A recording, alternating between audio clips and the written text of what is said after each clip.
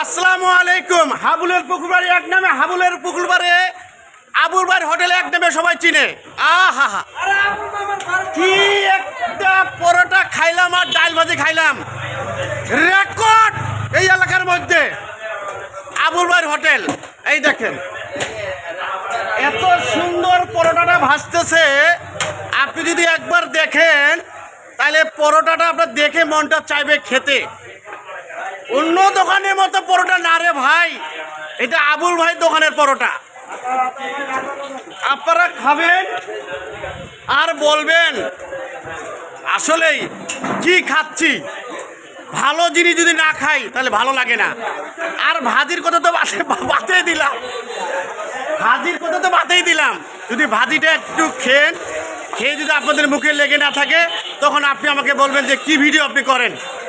এখানে আসলে সিঙ্গা পাবেন, বিকালে নাস্তা পাবেন, দুপুরে লাঞ্চের খাবার পাবেন। এখানে সবাই এই হোটেলে চলে আসবেন।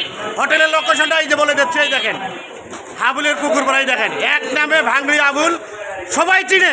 এই হোটেলে আসবেন, খাবেন, যদি খাবার ভালো না হয় তারপর আপনি আমাকে বলবেন। এই যে